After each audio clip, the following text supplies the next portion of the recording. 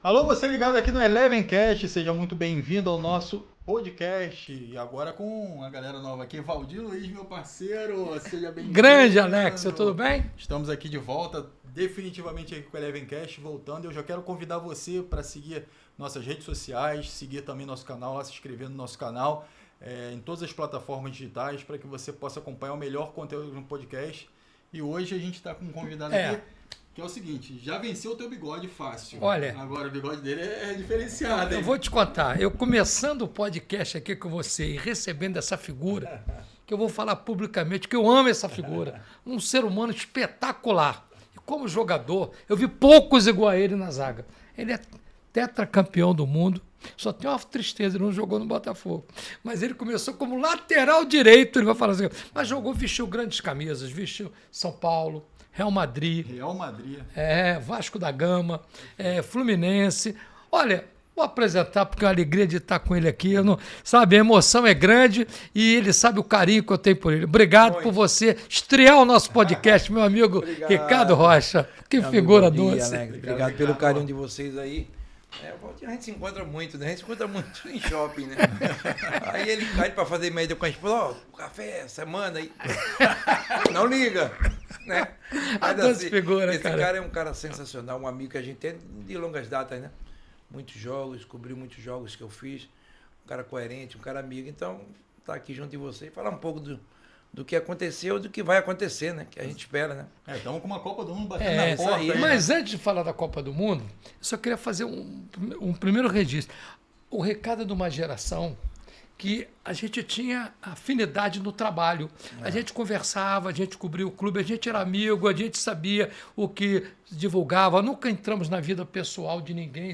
É de uma geração que a gente fez muitos amigos, e ele é um grande amigo que eu fiz no futebol. E eu acompanhei a história dele. Pouca gente se lembra, mas o Ricardo começou jogando no Guarani, num time que jogava Júlio César. Olha que trio de zagueiro. Júlio César, Wilson Gotardo e Ricardo Rocha. É verdade. Marcou geração. É verdade, porque eu, na realidade, como ele falou, eu comecei de lateral em Recife, no Santa Cruz, fui comprado pelo Guarani como lateral direito e lá eu encontrei, né? Esses dois ótimos zagueiros, que era Gotardo e Júlio César, e eu era lateral, né? Então a defesa era formada por Valdir Pérez, ainda Valdir Pérez no gol. Eu de lateral direito, Júlio César, Gotardo e Zé Mário. Aí no meio campo era Ney Pandolfo e Tite, que é da seleção. Caramba. Tite era segundo volante. Né, meia esquerda era o Neto, né, que era garoto, aí jogava o Rubem Feijão, e na frente jogava Niquinha, Edmar e Gerson Sodré. Aí no outro ano ficou essa base e entrou João Paulo e Evaí. O Ney Pandolfo foi aquele foi zagueiro do Bragantino? Isso. Esse mesmo. Né, trabalhei com ele também, um ótimo amigo que eu fiz no futebol. E aí aquela geração, muitos, né, liderança, não só eu como Gotardo, Júlio César, Ney. O Guarani tinha um timão. O Guarani tinha. Eu esqueci de falar, jogou no Flamengo também. Também. Fluminense. Você termina a carreira no Flamengo? Termina o último. Eu vou jogar no News Old Boys da Argentina e eu venho pro Flamengo. Aí, realmente, eu já estava no final. Porque todo mundo, às vezes, eu sempre fui muito consciente na minha vida. Eu digo, no momento, eu me recordo quando eu estava no Real Madrid e Butragueño falava assim, ó, no momento que tu tiver, o treino é às 8, coloca às 9, o treino é às 3, coloca às 4, sempre reclamando, dá uma parada. E eu senti que daqui a pouco eu iria começar a questionar horário de treino, concentração, e eu voltei a sentir uma dorzinha no pubis, onde eu tinha feito uma cirurgia em 85, aí em 98, 99, maio de 99, no Flamengo eu resolvi parar, não terminei meu rescindir, falei, ó, não precisa pagar, paga só até aqui, obrigado pelo carinho, e resolvi parar, e eu acho que eu parei bem. 37 anos, né, quase. Jogou muito. Bom. Eu joguei 19 anos, é muita coisa. E multicampeão, né? Enfim, por onde passou foi campeão. Isso. E queria aproveitar e já emendar aqui. Isso aí. Campeão do mundo, né? Com a seleção brasileira. 94.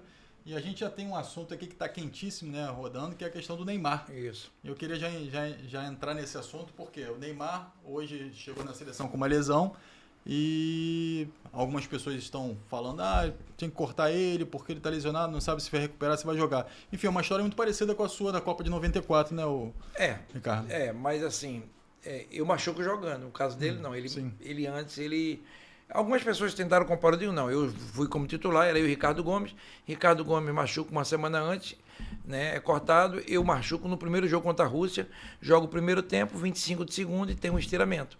e fico. No caso do Neymar, ele é diferente, mas eu torci por ele e estou feliz. Deixa eu te falar por quê. Quem joga, não sou eu, você hoje, quem joga é os jogadores que estão lá. E você tem que respeitar. Por que todos querem ele? Porque tem um peso muito grande de 24 anos que você não ganhou a Copa do Mundo.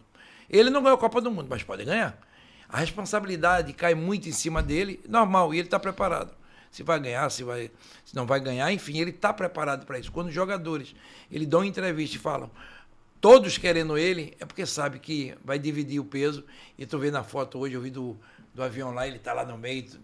É isso que tem que fazer. O jogo meu do irmão, Maracanã foi impressionante, né? Tem que abraçar o cara, Você, pela tua experiência em seleção, voltando ao tempo, em 98, não houve, podia ter a comissão técnica da época, não podia ter um pouco mais de paciência e levar o Romário e depois utilizá-lo? O tanto é que no segundo jogo do Brasil, naquela Copa, foi um jogo à tarde, à noite o Flamengo fez um amistoso no estádio Parque do Sabiá e o Romário jogou contra o Internacional de Porto Alegre. Quer dizer, podia ter esperado. Poderia. E hoje muito mais. Por quê? Porque naquela época era 23 jogadores, são 26.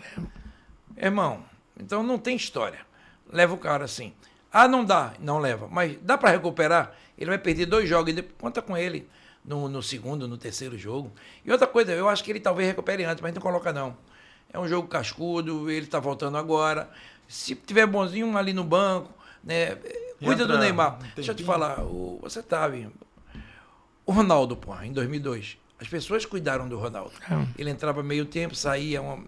Aí teve um jogo, nem sei se ele jogou, entrou o Luizão, enfim. Eu acho que esse tipo de jogador, que é importante, é decisivo, se tá ali dentro, cuida dele. Traz ele para você, né? Eu sempre digo, um jogador como o Neymar, se você pegar nos últimos 15 anos, tá 15 anos, tá? Que jogador se igualou a Neymar? Até agora, brasileiro, nesse nível. Não teve. E, Ricardo, tem a questão da liderança também, né? Do elenco, enfim. Os mais jovens olham para ele como um Por isso ídolo. que pediram ele. Todos eles, né? Só os mais jovens não. Casimiro também pediu ele. Por quê? Porque sabe que ele é o cara. E é o cara, não tem onda. Aí temos que, mas ele não ganhou a Copa. Messi foi ganhar com a Copa na 5ª Copa dele. Não, mas ele não ganhou. Inclusive, nós estávamos lá, entendeu? Voltamos até no mesmo voo de Fortaleza. Isso. Quando ele levou aquela joelhada do Zúñiga, e ele vinha fazendo uma grande Copa do Mundo. Excelente. Talvez, claro, que o Se não joga. Ele em campo, o Brasil não levasse de 7-1. Não. E outra coisa, que a gente. Aquele jogo é um jogo atípico, porque a gente só lembra dos 7. Ele não jogou, o Thiago Silva não jogou. Não jogou. A zaga foi aquele menino. Foi Marquinhos e o. Marquinhos não. Davi Luiz e. Davi Luiz é aquele. É o que tá na França. Tá na França, eu sei. Daqui a pouco eu lembro. Dante. Entendeu? Então, não é botando culpa em ninguém. Eu acho que tem momentos do jogo que é difícil. Ali houve um apagão geral naquela situação do jogo. A Alemanha engoliu a gente, ok, faz parte do jogo. Agora, você não pode. O Neymar, e eu tenho certeza que ele lutou muito para chegar a tentar ir essa Copa do Mundo. Porque ele deu muito azar. Se pegar todas as Copas dele, ele chega machucado. A primeira, como ele falou, o Zúñiga tira ele, garoto voando no Brasil. A segunda, ele fez uma cirurgia 5 meses antes, que ele começou a cair, e ele começou a brincar, ele se rolando. Mas eu entendi porque aquela cirurgia, eu tinha certeza que ele não ia jogar a Copa assim, ele não vai bem. Porque o nego chega junto, a porrada come, alto nível de jogo. E na terceira ele chegou mais ou menos quando ele vai bem, Croácia faz aquele gol, e agora vai, a gente toma um gol. E sai para a Croácia. Enfim, eu acho que essa pode ser a grande Copa dele. Eu acho que é a última Copa dele também. Né? Até porque muitas lesões, não sei se ele aguenta outra. O Messi não, ele foi porque essa é a 6ª Copa do Messi, gente. Sim. É muita coisa. Do Cristiano Ronaldo também. O cara joga 6 Copas. E outra coisa, a gente brinca, né? Que toda vez quando vem final do ano, a gente lembra do Roberto Carlos. Estão descongelando o homem. O monstro, Roberto Carlos é um grande monstro. Então, tem agora... Cristiano Ronaldo não, tá jogando em Messi. Agora descongelaram o show. O show é do México, é para 6 Copas. Brincadeira, brincadeira, né? Tá jogando, nem sei onde ele tá jogando. Mas uma coisa que eu queria abordar com o Ricardo é sobre liderança.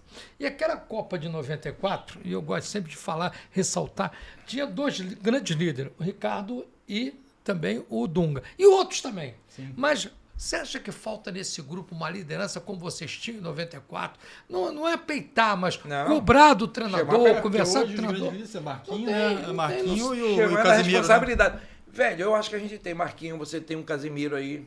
Eu acho o Casemiro tem um perfil. Leva o Danilo para isso do Flamengo. Um dos motivos do Danilo ir para essa Copa, quando ele convoca Danilo 2 meses atrás, eu falei, eu já entendi o que ele quis dizer, eu preciso de mais liderança. Alexandre também é um cara de confiança dele. Tem uns 3, 4 ali, mas tem que pegar o próprio Neymar, eu acho que tem que mudar até a maneira dele ser, né? Não quero que ele continue o mesmo cara, mas assim, cobrar mesmo. Porque tem que ter cobrança, irmão. É Brasil, a gente é pentacampeão, podendo ser hexa. Você vê, todo mundo fala, mas se a gente perde aquele jogo para a Itália era, como é que se diz? Tetra. Porque os dois eram tri, ainda tinha esse peso, que nego só lembra, calor todo dia, ainda tinha esse peso que os caras eram tri. Ó, eu trabalho com um tricampeão do mundo lá na Rádio Tupi, que é o Gerson. Se você voltar ao tempo, toda a seleção campeã, 94 você tinha o Ricardo Rocha e o Dunga. É branco, a de 70 você tinha o Capita, líder, né? você tinha o Capita, Gerson. você tinha o Gerson, você tinha o Rivelino, você tinha o Brito. Olha quanta liderança. 62 você tinha o Zito, você tinha o Didi. Não, tem que ter. Tem que ter. E é como você fala. Eu dei sorte, eu falo com os caras. Primeiro para a confiança dos jogadores em mim, mas hoje eu falei para Jorginho conversando com ele. Disse que sorte eu dei assim. Por quê? Jorginho é um líder, Raí é um líder, Mauro Silva é líder, Dunga é líder, é muita liderança. Tinha muita gente. Branco é líder, Tafarel, então é muita gente com liderança. E isso ajuda muito.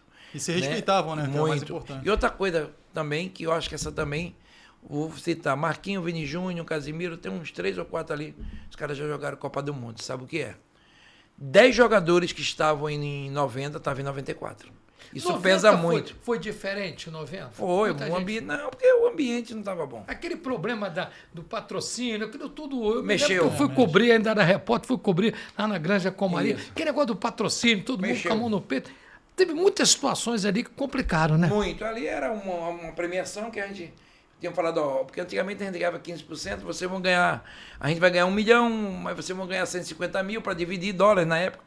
Aí a gente descobriu que não era 1 milhão, eram 2. Então a bronca começou ali. Aí é a bronca né? começou ali.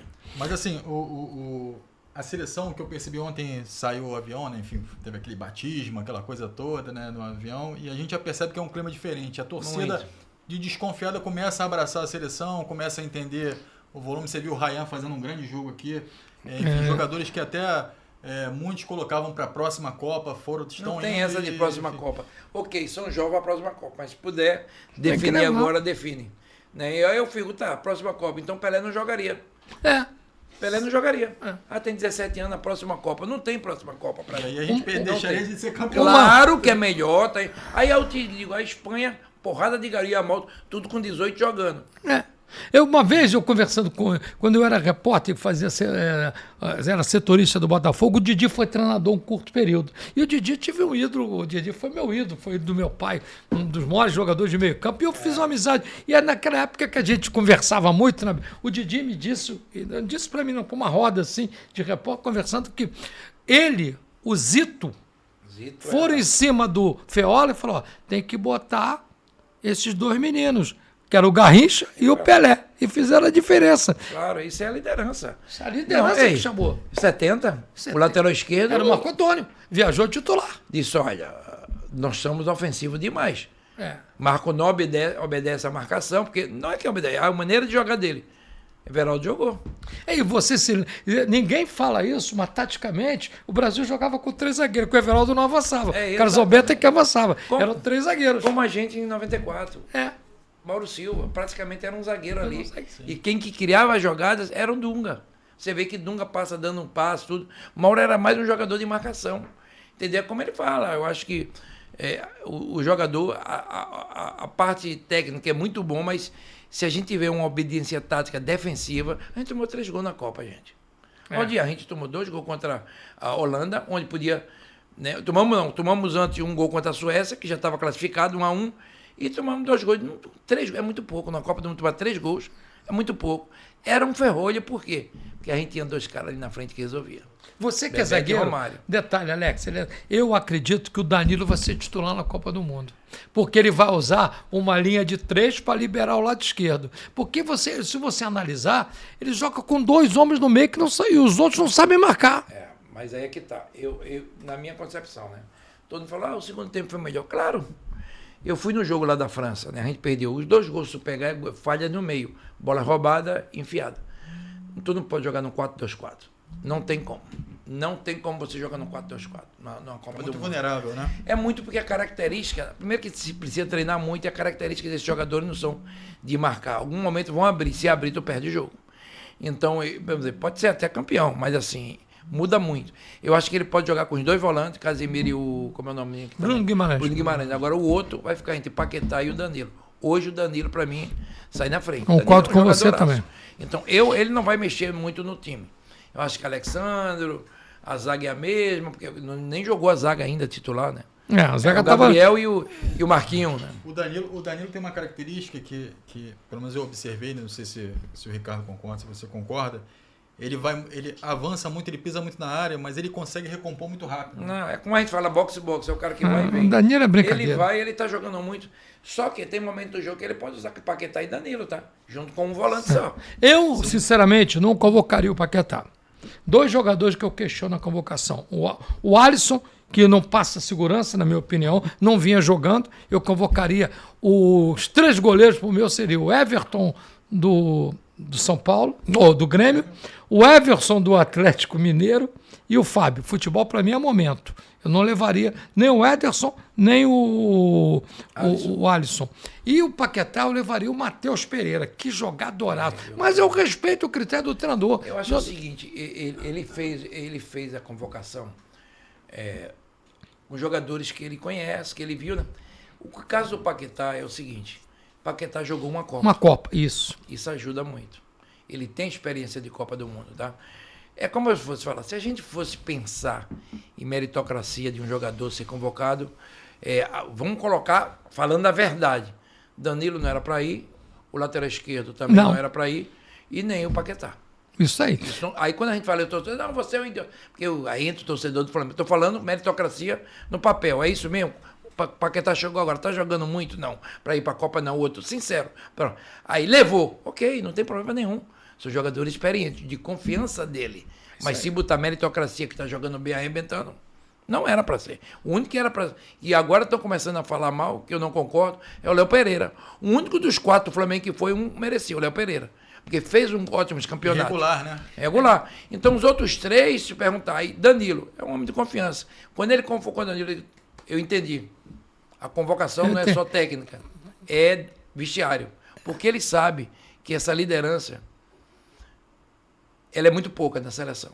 E ele está levando por isso. Olha, brilhante. A análise do Ricardo, brilhante. É a mesma análise que eu tenho. Ele convocou não pelo momento, ele convocou pelo histórico. Lideranças e uma experiência de Copa do Mundo. Como o Alisson também. Experiência de 2 Copas do Mundo. Vai para a 3ª. E vamos dizer, você tem uma Copa do Mundo, eu vou citar o time do São Paulo, né? A experiência de vida. O São Paulo, quando foi em 94, eu joguei em 91 e fui para o Real Madrid.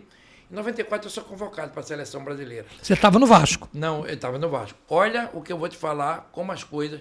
Eu sei porque também, além da experiência de jogador, ele viu uma situação. São Paulo, na Copa de 94, que jogou em 91, tá? Zete, Cafu, eu, Ronaldão e Leonardo. Raí e Miller. 7 jogadores que se conheciam. Se der algum problema, os caras se conhecem. Essa seleção, pô, a defesa se perguntar... Né? Danilo, Léo Pereira e Alisson. Alexandre. Isso aí. Jogam juntos, entrosados. Então, ele vê um todo. O treinador tem que ver um todo. Antigamente, como era a seleção brasileira, o Botafogo, se conhece. É a melhor coisa quando você tem... É porque não tem nenhum time. Hoje não dá para você fazer isso no Botafogo, nenhum time. Porque só 7 jogadores são estrangeiros no clube de futebol. Então, como é que tu vai pensar de em 70 você tinha Jairzinho, Exato. Gerson, Roberto, Paulo César, tudo Botafogo. E ainda isso. o Rogério, que acabou se contundindo, foi Exatamente. cortado. Quer dizer, porque se conhecia. Carlos Alberto, Santos, você tinha Brito, jogava no Vasco. Quer dizer, ele foi. O Zagallo ali, montou, pegou o Rivelino, botou como terceiro homem de meio campo. E a torcida acaba olhando muito para quem ficou de fora, né? Ou seja, se é o Igor Jesus, Sim, enfim, mas você faz João parte do jogo. Pedro, né? Alguém vai ficar de fora, Enfim, irmão. Richarlison, que ele convocou várias vezes, enfim, Eu acabou sei, ficando mas de fora. alguém vai ficar de fora. Mas essa leitura do Ricardo é brilhante. É a leitura de quem vivenciou. Porque a leitura do torcedor é pelo momento. Mas tem esses detalhes mínimos. Pô, eu trabalhei no futebol, não tive a vivência que ele teve, mas eu trabalhei no futebol como supervisor, como assessor de imprensa, aprendi muito, vi muito. A colocação dele é perfeita. Ele levou as pessoas de confiança que já jogaram Copa do Mundo. E o Ricardo, tem algumas novidades na seleção que são importantes a gente falar, né? O atacante, o Thiago. Igor Thiago. Igor Thiago, né? Enfim, era o momento dele na seleção, Claro que é. não era o momento? Como é que Claro você que é. vê? Deixa eu te falar, Pedro, houve muitos problemas no início, em janeiro até veio. Se Pedro está de janeiro a cá, até agora eu acho que era um forte candidato aí. Eu tenho uma noção, a gente que conhece futebol, vocês estão lembrados um amistoso que teve um pênalti e o Hendrick pegou a bola e veio uma mensagem dar para o Igor Thiago. Foi o último amistoso agora em março. Antes do Tá lembrado? Tô. Foi. Eu falei para grandes amigos meus, assim que são amigos, e o Igor Thiago eu conheço como ninguém, tá? Trabalhei com ele no Cruzeiro. Quem lançou a vida dele, olha que importância. A vida dele ele deve a Vanderlei Luxemburgo. Ele estava nem no banco às vezes ficava no banco pesado, mal fisicamente, não por culpa dele. O Cruzeiro estava devendo 3, 4 meses. O garoto totalmente desanimado. Quando a gente chega lá, Vanderlei diz, pô, esse cara é fortão de pô, Vanderlei. Ele aguenta na frente. Vamos fazer um trabalho físico, recuperamos esse cara. A história desse cara é linda, tá? Ele é foda. Aí Ronaldo, a gente tava lá, ele na cabeça do Vanderlei, ele vai ficar aqui com a gente. Só que Ronaldo precisava de dinheiro, enfim. Vendeu ele por 700 mil euros e depois mais 400, 500, 1 milhão e 200 euros. Né? Muito pouco para um centroavante como ele. Mas tudo bem. Aí ele vai para a Bulgária. Da Bulgária, 1 ano, 1 ano e meio, Bélgica. Menos de 1 ano, Inglaterra. E faz o que está fazendo agora. Esse garoto merece, está forte, está bem fisicamente, tá? Né? Então eu conheço esse jogador como ninguém. Ele, de área, ele é foda, ele é foda. Então, naquele jogo, quando ele tira o Hendrick, ele bateu o pênalti e botou ele, eu falei, Pedro perdeu a posição.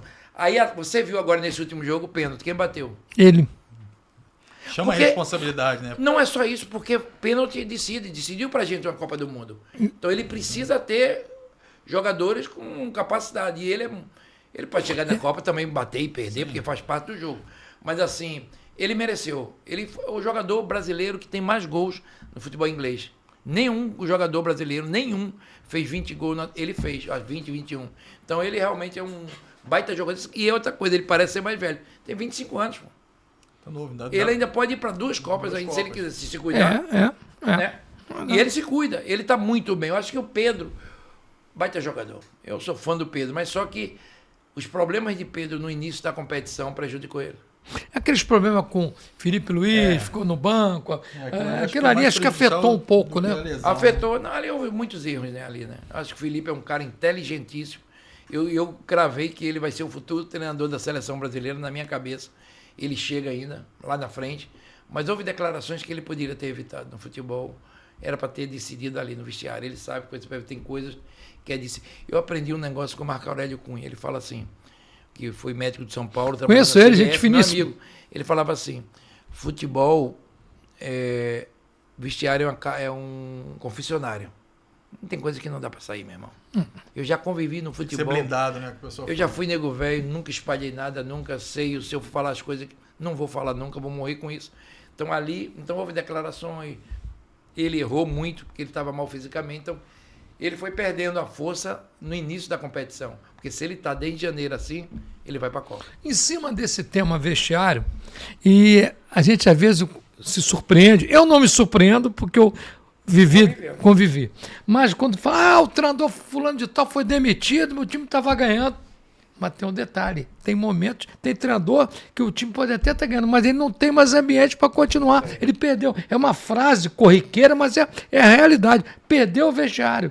E hoje, futebol, até estava conversando antes do programa, futebol hoje, além de ser técnico, tático, tem que ter um bom ambiente. Se não tiver, não ganha, cara. Mas não é experiência, né? É experiência, mas eu sempre digo, futebol é vestiário. Não tem história. que é que eu digo? Eu fiz treinadores, os caras fazendo meu estudo. Eu só tenho um treinador que me impressiona com os estudos dele, que é o Guardiola. Que ele não tem zagueiro nenhum e ele consegue jogar sem zagueiro nenhum, porque ele dá um jeito, enfim. O resto é tudo 4-3-3, 4-2, não sei o quê. Aí conta história, fala bonito e os caras caem nisso. Por isso que eu digo, eu não caio não. Eu vejo o jogo, vejo a parte tática, posicionamento. É o jogador mesmo, é o vestiário. Sabe por quê? Porque ninguém ensina um chapéu, um drible daquele que Romário, Ronaldinho, os caras... Não é treinador, pô, é ele. Aquilo nasce com ele. Claro que ele treina, mas a qualidade técnica é dele. Você aprimora. Mas ele já é um Ronaldinho Gaúcho, que ele faz com a bola. Um gênio, um bruxo. Esse tipo de jogador, Rivaldo, Ronaldo, Romário, entendeu? Quem ensina o Túlio a fazer gol como ele fazia? É. Treinamento. Ele faz os treinamentos, mas matar...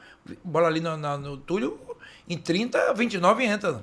Sem velocidade nenhuma, Exatamente. sem arrancada nenhuma, mas do posicionamento. Meio metro Mas de- aquele posicionamento dele ali, Ele pô. falava, se errar eu meto pra dentro. Ele falava pra mim, Ricardo, se errar é pra caixa. E outra coisa, foi artilheiro na quarta, na terceira, na segunda, da primeira do futebol brasileiro. Ele foi 2 anos seguidos bicampeão de artilharia, 94 e 95 pelo Botafogo. não. E tinha sido 89 com 19 anos pelo Goiás. Aliás, Ricardo, Ancelotti, enfim, é o treinador ideal para a seleção? Seleção, CBF fez certo em renovar com ele antes da Copa do Mundo? O que você acha? Bom, em primeiro lugar, a decisão é da CBF, né, sobre a permanência dele. Quando se falava em treinador estrangeiro no Brasil, eu só pensava em um, Abel do Palmeiras. Já está aqui, pô. Conhece o futebol brasileiro. O jeito dele, calma. Seleção, conversa, chama de jogador. Estrangeiro. E tem, que queira ou não, que é a cisma do título do Flamengo, que é Jorge Jesus, tem que apaixonar. Jorge Jesus tem que treinar um dia o Flamengo. Não sei quando, mas tem que voltar. Entendeu?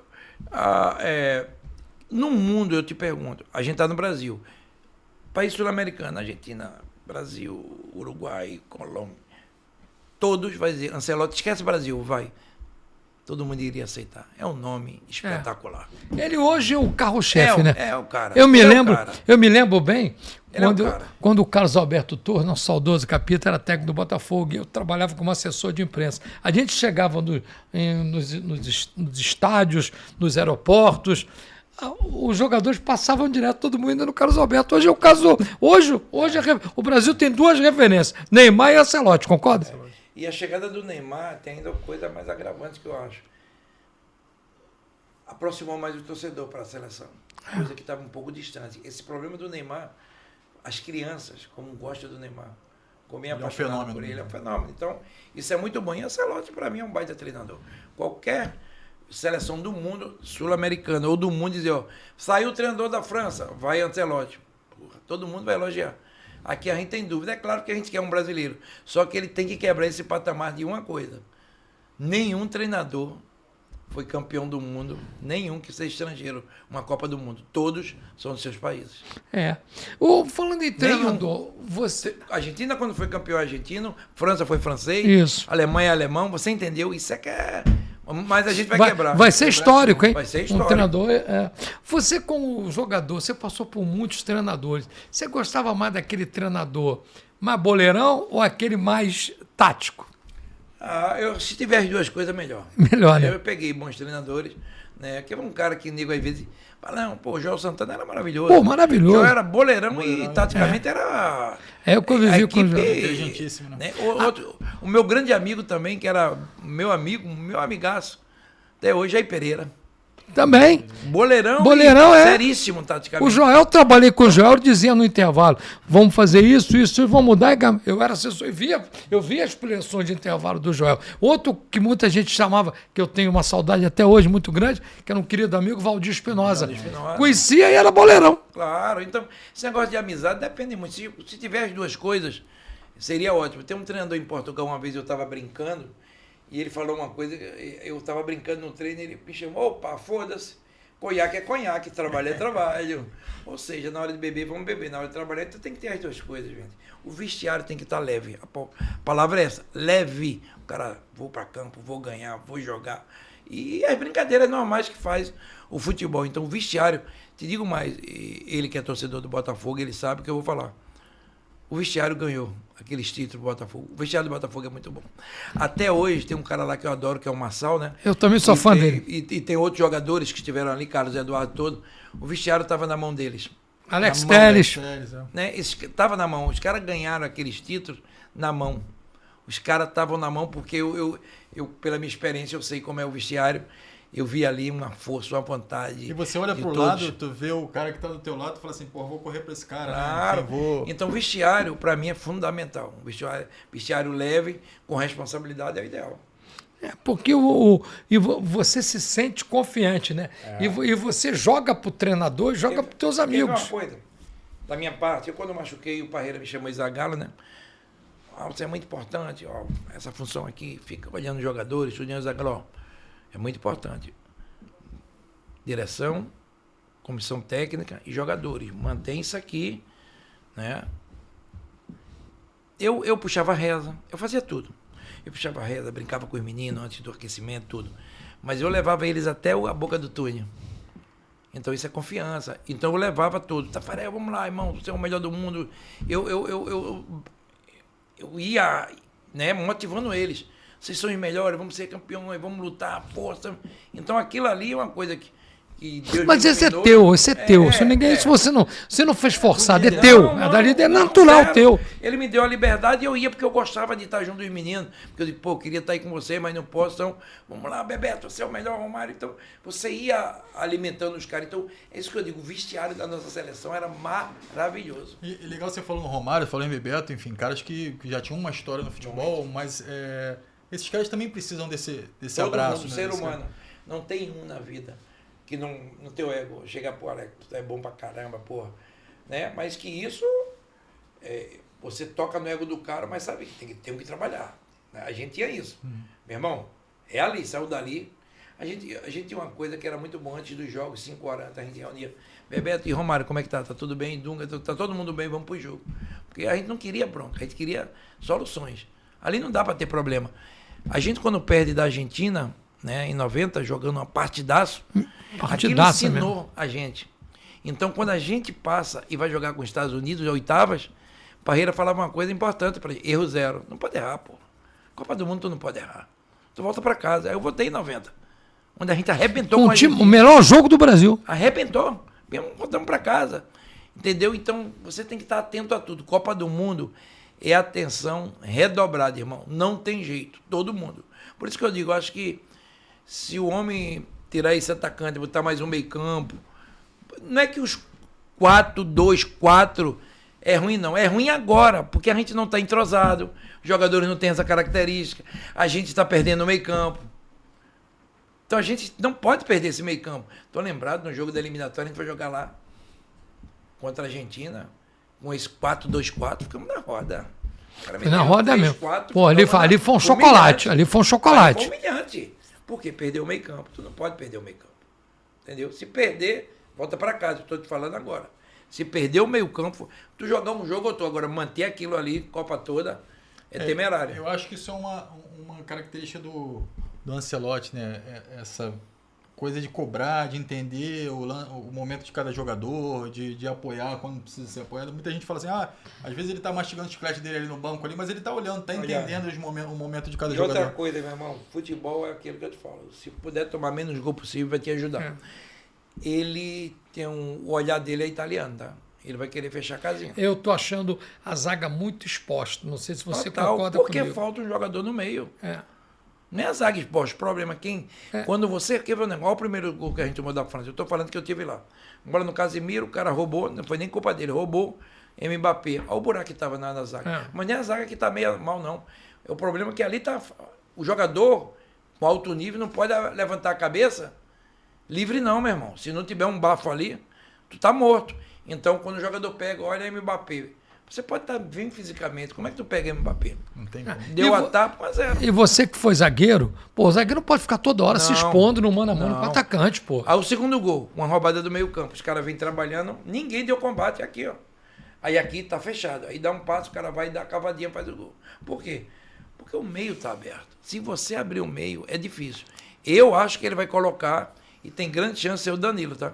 Eu acho que vai também. Que ele vai de Casimiro, Bruno Guimarães. Não, no 4-2-4, os caras não adianta. O Matheus Cunha no jogo passado contra o Panamá, veio marcar até, mas não tem essa característica. Não tem. Se a gente pegar a história do futebol, né? Sempre tem um leão de chácara ali, né? Tem. Sempre tem um É o cara pra Casimiro. morder. Tinha o Dunga, você tinha. Não, ali... mas só que tem um negócio. A gente tem o Mauro Silva, e te digo mais, tá?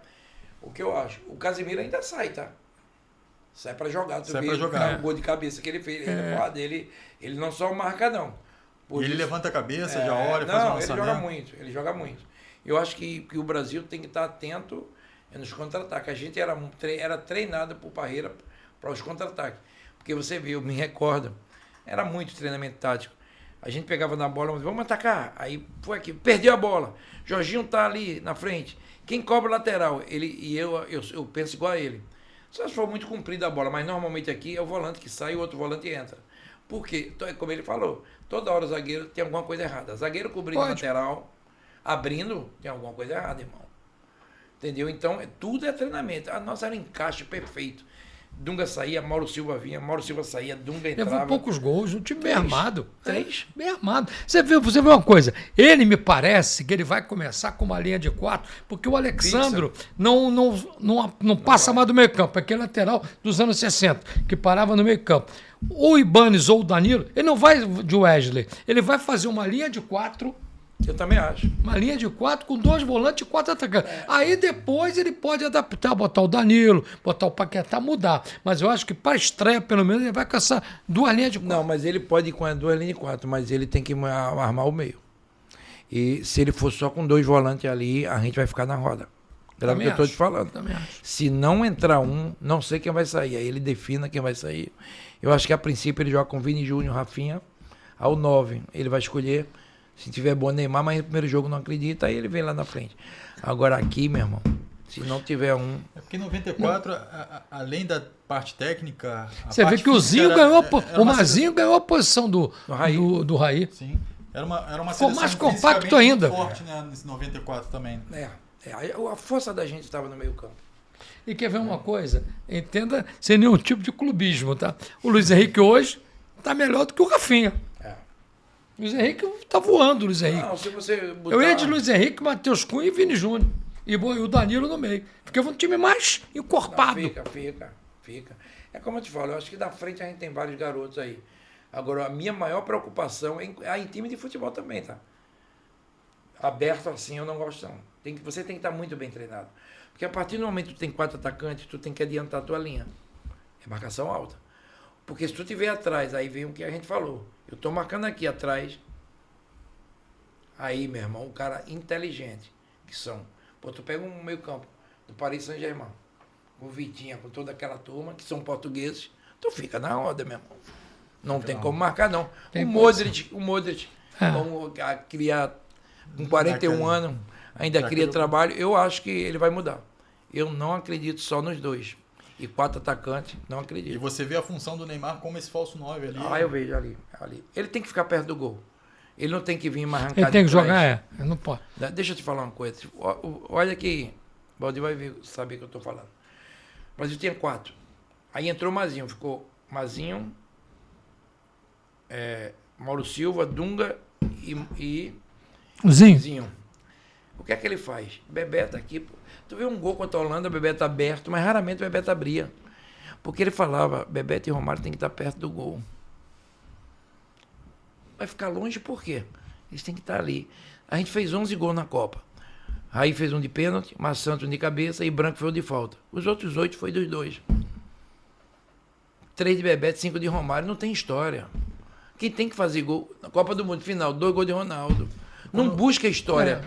Não tem que buscar história. E quando um recebia a bola, já sabia que o outro estava ali apoiando, né? O entrosamento deles, né?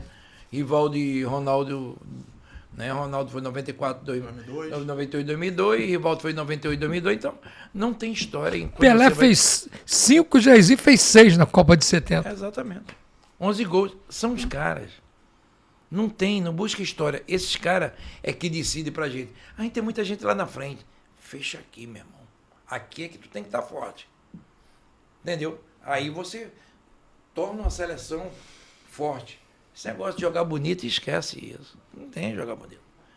Jogar bonito e ganhar é o quê? Mas que certeza tu me dá que eu vou jogar bonito e vou ganhar? A gente tem um grande exemplo, né? Paris Saint-Germain e Botafogo. É. Botafogo jogou o que precisava jogar, enfim, Paris Saint-Germain jogava bonito. Claro, o outro 80% de bola, o Botafogo vai lá e ganhou. Rapaz, posse de bola não altera o placar. Posse de bola é aquele cara que namora e não casa, vem outro e lá e pimba. Renato Gaúcho falou, né? Nosso amigo Renato Gaúcho.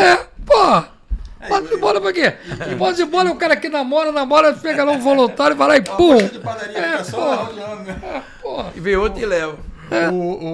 O Diniz é uma característica muito de posse de bola, né? Às vezes fica muito posse de bola. Mas toma muita goleada, pô. O Diniz toma muito goleada, o time dele fica muito exposto. Teve em 2021, ele estava disputando a Série B. O Vasco e o Botafogo também. O Vasco em 2 jogos levou 8 gols em São Januário. Levou 4 do Botafogo e 4 do Vitória. É muito. O mundo pode. Você leva 8 gols em 2 jogos, pô. Um time com a camisa que tem o Vasco não pode. É muito. É muita coisa, cara. Então eu sou contra. Todo mundo. Eu respeito muito o Diniz como ser humano, como treinador. Eu acho que tem um limite. Mas tem um limite. Tem um limite, tem hora que não dá. Dá, pô. E outra coisa, não estão preparados. O próprio Guardiola, que é um fenômeno, que sai jogando de trás, teve um momento que jogou com 4 zagueiros. O Alker e os meninos. 4 zagueiros ali e vamos embora. E deixa a turma definir na frente. Mas é a característica de cada jogo, Ricardo. Cada jogo se propõe de uma forma diferente. Você vê o Tite, foi campeão no Corinthians. Não era um time virtuoso de craques, mas era um time arrumado. Era 1-0, 2-1, foi campeão brasileiro disparado. Os títulos do Joel, que você analisar, os times do Joel jogava fechadinho e levava pouco gol. Isso é futebol, cara. Jogar bonito é final do ano. Copa do Mundo mesmo. Casado e solteiro. Ainda. Copa do Mundo é pior ainda. É o que eu te falei, tu toma um gol e volta para casa. É tiro curto, né? É tiro curto, são 8 jogos. Vai ser muito importante o primeiro jogo do Brasil com o Marrocos. Se a gente consegue ganhar esse jogo jogando bem, a gente chega forte para a Copa do Mundo. Tô te falando. Porque a Haiti, depois a Croácia. Se o Brasil Marrocos é uma seleção forte, né? Na última Copa do Mundo foi muito bem, enfim, agora pode dar um trabalhozinho nesse primeiro jogo. Não, né? vai dar. É um jogo chato. A gente tem que estar preparado que é um jogo chato. Depois tu tem a Haiti, depois tu tem Croácia. Não, Haiti? Croácia não. Não é Croácia. Escócia. Escócia. Entendeu? Então é difícil. Não é mole não, mas assim, a gente tem que começar bem. Eu acho que a gente vai começar bem. Vai ser um jogo chato. Mas é isso que eu digo. E outra coisa, e Copa do Mundo não dá para esperar. Não dá, meu irmão. Tá bem, joga. Mais ou menos tira. O treinador da Argentina, no primeiro jogo, perde. Tira 5. Ganhou a Copa. Ganhou a Copa. Viu que aqueles não resolveu naquele primeiro jogo. Não é que os caras são maus jogadores, mas se eu vou mudar a maneira de jogar. Ganhou a Copa do Mundo. Tem um cara como o Messi, né, que é um fenômeno. Então, acho que a gente tem que ir com essa confiança e, se Deus quiser, o Neymar vai recuperar. Aí a gente vai ver um grande Brasil. Eu estou confiante na seleção brasileira. E é legal, a experiência, você carrega a experiência também um pouquinho disso, né? Perdeu o primeiro jogo. Beleza. É desespero? Não pode, né? É voltar para casa. Entendeu? É isso que eu digo. Você não pode perder depois que passa dessa fase, porque aí tu volta para casa. Ele sabe, talvez você também, né? A Itália, quando ganhou em 82, a primeira fase, sabe quantos jogos a Itália ganhou? Nenhum. Empatou os 3. 3 pontos. Foi um dos jogos mais mentirosos que eu vi na minha vida, foi em termos de seleção, foi 82 e 90. Quanto a Itália, um contra a Itália e contra a Argentina. Foram os jogos mais mentirosos que eu vi envolvendo seleção brasileira. Mas eu queria ser um pouquinho de seleção e falar do Ricardo Rocha. Qual foi o melhor time que você jogou? Eu joguei com ótimos times, mas o melhor mesmo, porque veio essa geração depois se tornou muito forte também. Eu joguei o Vasco, né? Mas a melhor foi o São Paulo. São Paulo de 91? E time com o Zé Teodoro, Ronaldão? Não, o Zé Teodoro estava no banco. Tá? Tava no banco. Ele joga a final, tá? Mas o lateral era Cafu. Cafu. Contra o Bragantino na final, né? Cafu joga de ponta esquerda contra o Bragantino na final, porque machucou o ponta esquerda, Tele bota o Cafu e entra o Zé Teodoro. Era o Erivelto, não era o ponta esquerda. Era o time, era Zé, Cafu, eu, Antônio Carlos e Leonardo. Pô, que zaga, hein? E teve a oportunidade de ser treinado pelo Tele, né? Tele. Aí meu campo era Ronaldão. Tinha o Visório, não jogava? Bernardo, não. Bernardo. Não, banco, eu acho que era Leonardo, Bernardo e Raí. E na frente, Miller, né? Baita jogador. Aí Cafu jogou na esquerda. Eu acho que era Ney, um centroavante que a gente tinha. O time era um timão, era um ótimo time. O time era muito forte. Então, São Paulo de 91. Mas aquele Vasco de 94 era muito bom também. Pô. Eu falo até hoje para a torcida do Vasco da Gama, quando ele vem me interrogar sobre o Vasco. O Vasco jogou a final com o Fluminense, a gente ganhou 2-0, 2 gols de Jardel. Eu vou escalar o time do Vasco, tá? Se você ver o time do Vasco, tu vai dizer assim, caramba, né? É um time forte. Carlos Alberto. Carlos Alberto, meu amigo. Beijo no coração. Tô de olho em você, hein? Isso é gente boa demais. É muito amigão. E o time do Vasco que ganhou o campeonato é uma coisa incrível. Eu não sei que time jogou uma final com tanto jogador de base. Vamos lá, Carlos Germano, base, Pimentel, base. Eu e Alexandre Torres, não era base. E Alexandre veio do Fluminense. Lateral esquerdo, Cássio. Aí no meio campo tinha um que não era, Luizinho, mas não jogou a final. Jogou França, junto com o Leandro Ávila, base os dois. Meia esquerda, era o William, base. Na frente, o Denner morreu.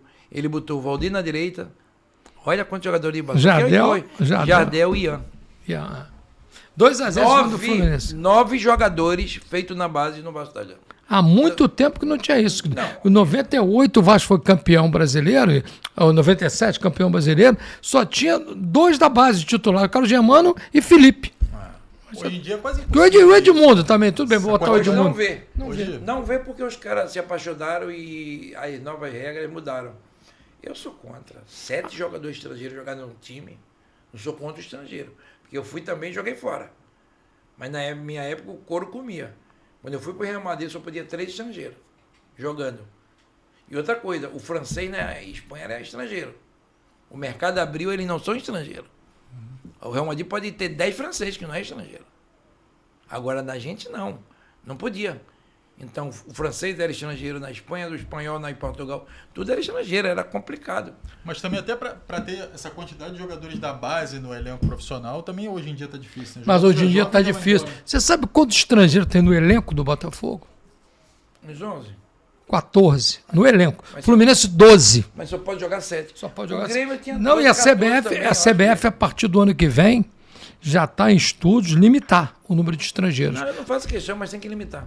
Porque você não dá espaço para subir a base. Agora que o Botafogo está subindo alguns jogadores. Mas não é isso, só isso. Porra, 7 jogando? 7 de 11? Quer dizer, 4 brasileiros e 7. É meio complicado. Eu acho que tem que diminuir. Você vê agora, o Flamengo perdeu 9 jogadores para as seleções. 4 do Brasil e 5 e 5. Tem 3 que foram para a seleção do Uruguai, o De La Cruz, o Varela, o Arrascaeta, 1 para a seleção do Equador, outro para a Colômbia, muita coisa, cara. Muita coisa. Quer dizer, você investe, gasta teu dinheiro em contratações, mas sabendo que pode, em momentos, você pode não ter esse time titular que está na cabeça do torcedor. E aí prejudica muitos campeonatos, principalmente a trajetória do time, né? Tem o melhor companheiro de zaga. Muitos, não dá para dizer. Eu joguei com craques, eu joguei com o Ricardo Gomes, joguei com o Moza, eu joguei com essa geração. Mauro Galvão. O senhor, Mauro Galvão, o senhor. Pô, aquele trio de 90 era brincadeira. Você, Mauro e Ricardo Gomes. Pô. Não, estou te falando, muito bom jogador, eu acho que o nível... Aldair, um cracaço, Aldair. A tua geração devia ter tinha uns 15 laterais, zagueiros bons. E com liderança, joguei com Alexandre Torres, meu amigo, né? O Botafogo Gonçalves, Gotardo, muita gente boa. E o Brasil tem uma característica interessante, né? Formação de zagueiros. Você tem mas a melhor. Gabriel Magalhães foi escolhido a melhor zaga agora. Mas com todo o respeito ao Marquinhos e ao Gabriel Magalhães. Porra, eu vi uma geração. A geração de 90 você tinha Gonçalves e Gotardo no Botafogo. Você tinha Aldair, você tinha Moza, você tinha Ricardo Rocha, você tinha Ricardo Gomes, Alexandre Torres, Jorge Luiz, puta zagueiro. Eu vou te falar outro. Júlio César do Guarani, Antônio Carlos. Pô, você tinha os 15 de bom nível. Escolhe 4 e convoca. Hoje, com todo respeito aos zagueiros de hoje, pelo amor de Deus, todo time tinha um grande zagueiro. Todo time tinha um grande zagueiro. E um zagueiro com liderança. Márcio Santos. Que eu não citei. Porque você olha hoje pro Brasil, né? Os jogadores que atuam no Brasil, você vê a zaga do Flamengo, né? O Léo Ortiz, enfim. São ótimos jogadores. São ótimos jogadores, enfim, você vê... Mas com todo respeito, fazendo nem preliminar para a geração dos anos 90. Não, isso aí é fato. Enfim, é uma outra característica da outra geração. Mudou muito o futebol. Mas a gente viu ainda surgindo alguns bons zagueiros aí. Não, enfim, tem. Eu não estou falando que não tem, não. Você vê a final agora da Champions, são dois brasileiros, no Arsenal, são os dois titulares a princípio da seleção. Mas é porque a gente está mal acostumado, que a gente vê uma geração. É porque a gente tinha bastante. 15, É engraçado falar isso, Valdir, porque assim, uma perspectiva que a gente tinha, até voltando um pouquinho para o Neymar, a gente pegou a régua do Neymar e jogou a régua lá em cima pelo aquilo que ele era. Isso. E aí você olha pro Neymar hoje e fala assim, você não está comparando o Neymar a ninguém da seleção brasileira, você está comparando a ele mesmo, né? A régua que ele jogou é muito alta, então alto. assim, a gente... Mas por isso que tá esse clamor todo para convocá-lo, para ter ele na seleção.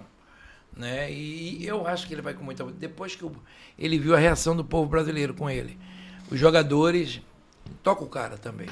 Não é possível. O cara tem coração de gelo e ele não tem. E ele é ídolo da garotada, né? Ele é bom garoto. Eu gosto dele. Então, garoto não, porque ele já é um homem. Quando a gente fala garoto, o cara começa a me dar um pau. E ele esse cara é um cara velho. Cara ainda de menino, né? Mas eu posso chamar isso porque tem um dobro quase da idade dele e ele realmente é um jogador espetacular. Eu não tive o prazer de conversar com o Neymar, mas admiro a distância pela qualidade dele e pela simplicidade. E, acima de tudo, torci muito para que ele fosse convocado, porque eu acho que ele no banco é uma coisa, com todo respeito aos que estão lá.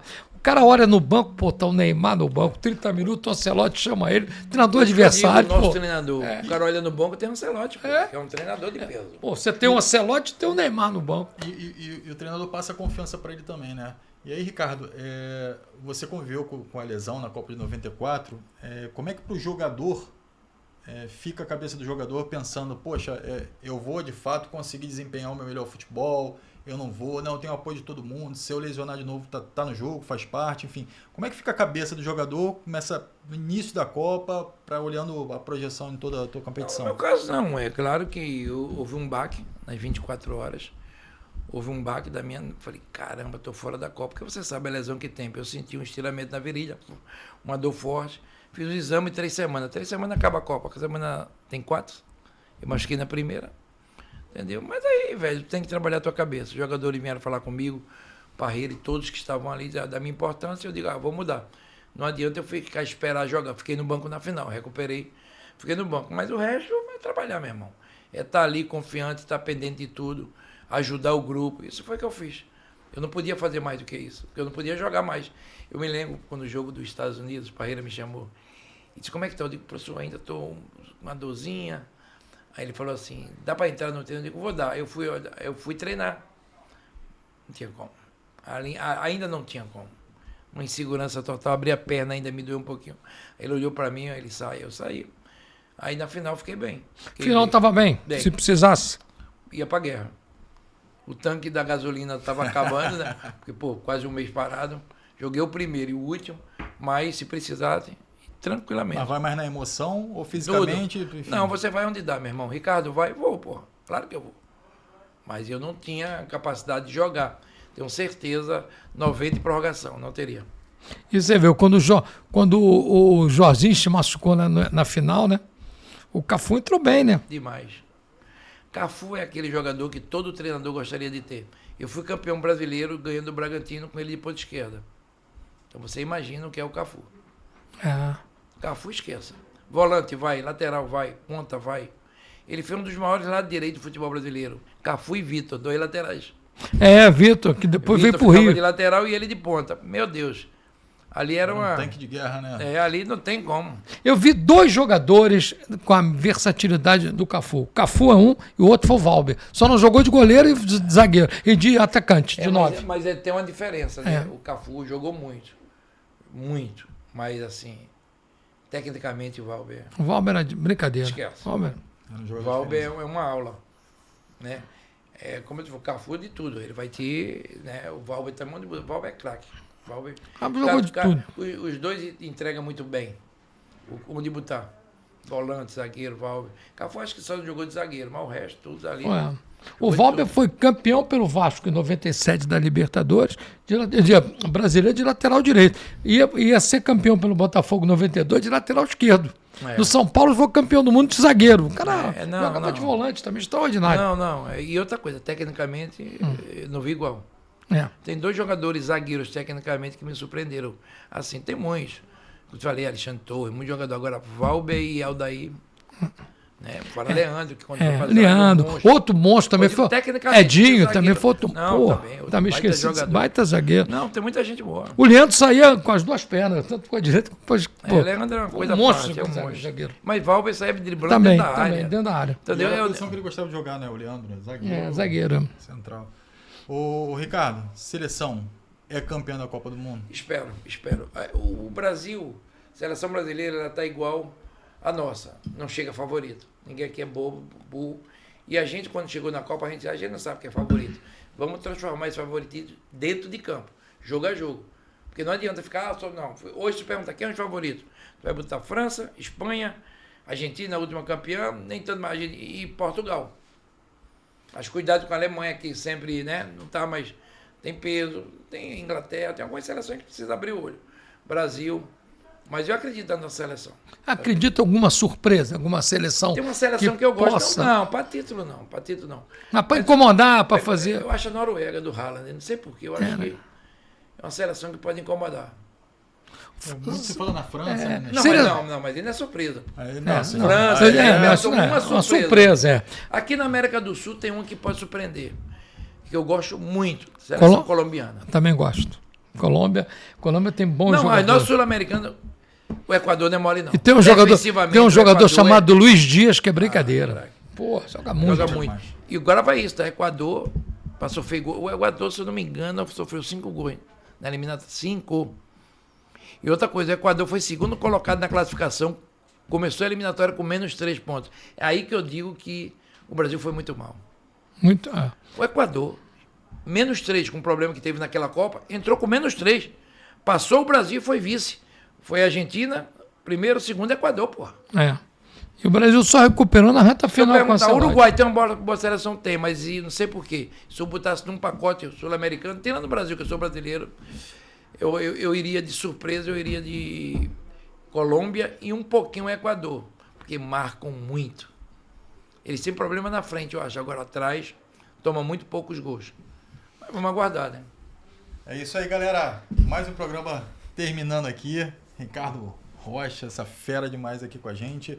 Valdir, agradecer nosso convidado aí. Eu queria agradecer o carinho, a amizade, a consideração, a presença dele aqui, que é um ser humano maravilhoso, um grande jogador.